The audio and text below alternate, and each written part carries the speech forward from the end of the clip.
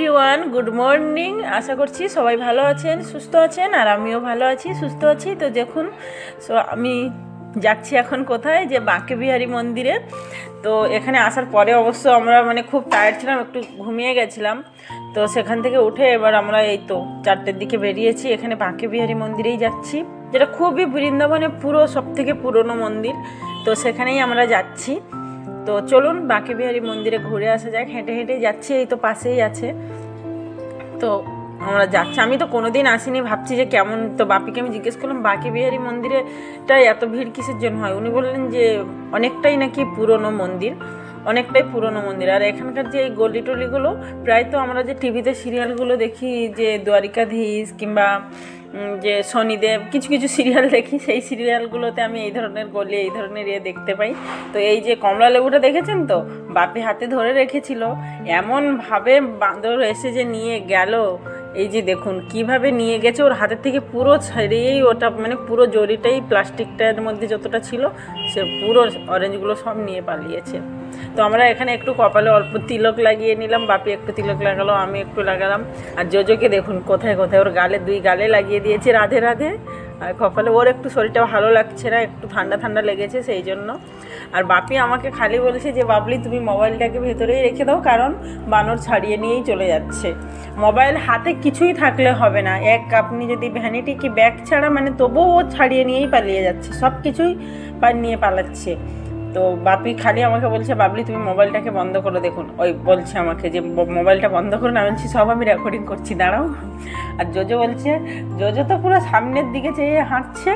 তো আমরা হেঁটে হেঁটে এসে এই বাঁকে বিহারী মন্দিরে পৌঁছে গেছি। দেখুন, তো এই ভিড়ের মধ্যে খুবই আপনাকে প্যাশেন্স রেখে, আর পুরো আপনি যদি জোর জবরদস্তি ভেতরের দিকে যেতে পারবেন, তাহলে আপনি দর্শন করতে পারবেন, নইলে আপনি দর্শন করতে পারবেন না। তো আমি যথাসম্ভব চেষ্টা করছি ক্যামেরাটা ধরে রাখার, তবুও পারছি না।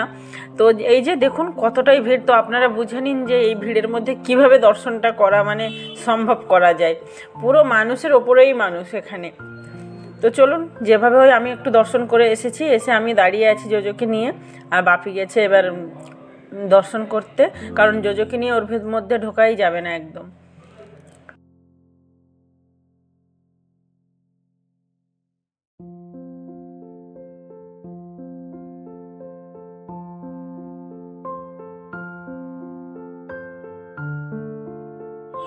এখানে একটা সমস্যা হয়ে গেছে। আমরা যখন বেরোচ্ছি, বেরোনোর সময় আমরা আলাদা গেট দিয়ে বেরোচ্ছি। তো এতটাই গলি এর মধ্যে যে আমরা আর খুঁজেই পাচ্ছি না যে আমাদের জুতোগুলো আমরা কোথায় রেখেছিলাম। তো সেখানে আমি যখন ঘুরে আসছি, তো ওরা বলছে যে আলাদা গেট দিয়ে আসো। আলাদা গেট দিয়ে আসলে আপনাকে আরও 2-3টে বোধহয় গলি ঘুরে আসতে হবে।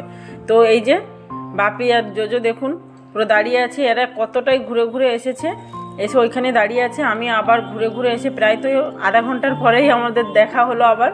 তো সেখান থেকে আমাদের ঘুরে আস্তে আস্তে সন্ধ্যা হয়ে গেছে। এবার আমরা যাচ্ছি ইস্কন মন্দির। তো চলুন ইস্কন মন্দির কেমন দেখা যাক। শুনেছি এবার চোখে দর্শন করব, চোখে দেখলে একটু ভালো লাগবে। তো চলুন বৃন্দাবনে ইস্কন মন্দির দেখা যাক।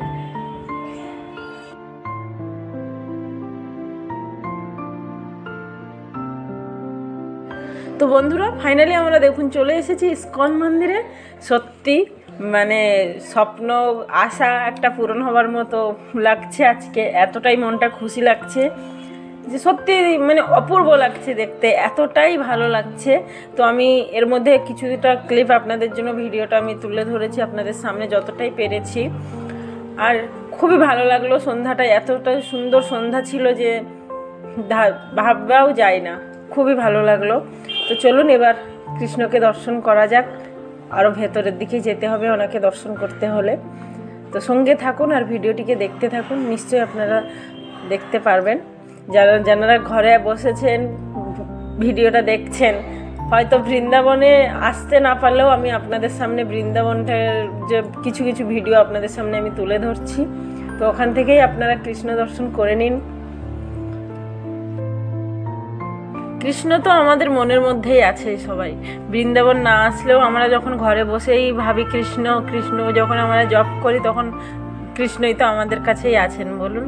তবুও ওনার জন্মস্থান মথুরা, ওখান থেকে বৃন্দাবন আসা, সে যে জায়গার উপরে যখন এখানে আমি মাটির উপরে পাটা রেখেছি, সত্যি বন্ধুরা আমার যে এতটাই খুশি লেগেছে যে মনে হলো যেন একটা স্বপ্ন ছিল, ইচ্ছে ছিল, সেটাই আমার পূরণ হয়ে গেল। যে এখানেই কৃষ্ণ জন্ম হয়েছিলেন, এখানেই উনি একদিন খেলাধুলো করেছিলেন, এখানেই কত ওনার রাসলীলা ছিল। তো সত্যি খুবই ভালো লাগলো।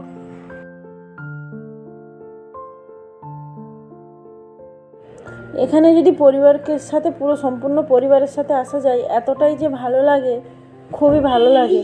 আর এই যে জোজো দেখুন এখানে কীর্তন করছে, হরিনাম, হরে কৃষ্ণ হরে রাম করছে। ওর শরীরটা এমনিতে একটু ভালো নেই বলে একটু ডাউন আছে, নইলে ও তো পুরো এখানে অনেকটাই পুরো তামঝাম মাচিয়ে দিত।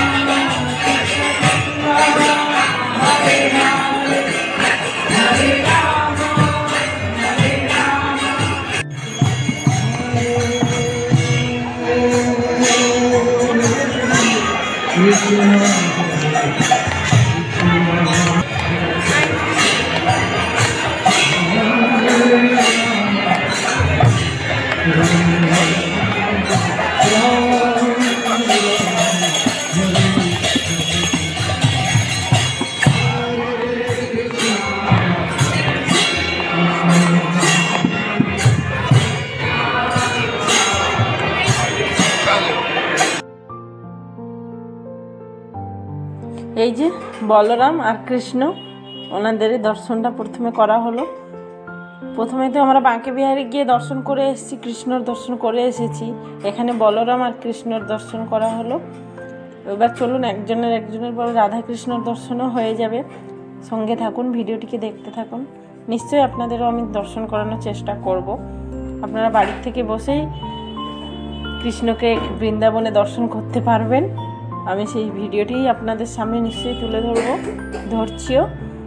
তো সঙ্গে থাকুন এবং ভিডিওটিকে সম্পূর্ণভাবে দেখতে থাকুন।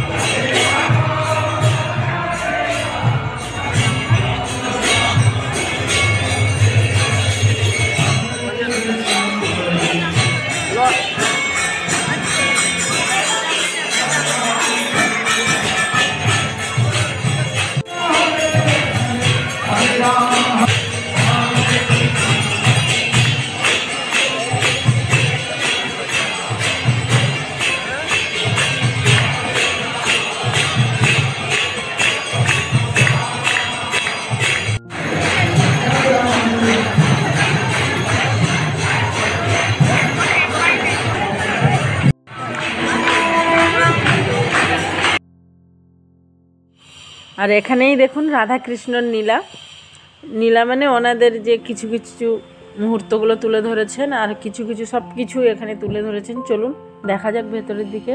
কি সুন্দর লাগছে না ফটোটাকে দেখতে? ফটো নয়, মূর্তি। খুবই সুন্দর লাগছে দেখতে, খুবই সুন্দর, একেবারে অপূর্ব। আর এই যে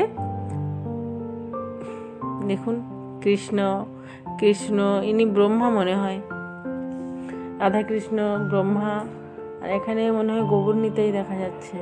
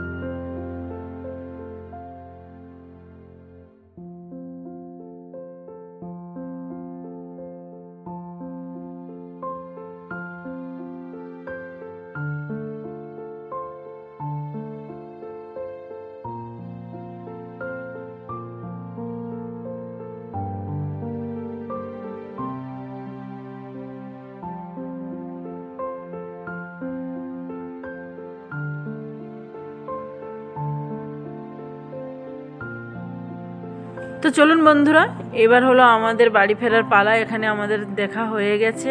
তো এই যে বাড়ি ফেরার পথে আমরা বাইরে ডিনারও করে নিয়েছি। আর এই যে এখান থেকে একটু গরম গরম দুধ খাইয়ে নিয়ে জোজোকে আমরা এবার যাব ঘরে। এখানে গরম গরম দুধ বিক্রি হয়, আপনারা চেলেও গ্লাসে এখানে কিনে খেতে পারবেন। তো আপনাদের যদি ভিডিওটিকে ভালো লেগে থাকে তাহলে ভিডিওটি লাইক করে দেবেন, শেয়ার করে দেবেন আর চ্যানেলটিকে সাবস্ক্রাইব করে দেবেন। আর আমার এমন ভিডিও দেখার জন্য নিশ্চয়ই আমার চ্যানেলটিকে বন্ধুরা সাবস্ক্রাইব করে দিন। তো সবাই ভালো থাকুন, সুস্থ থাকুন, আবার দেখা হচ্ছে নেক্সট ভিডিওতে। টাটা।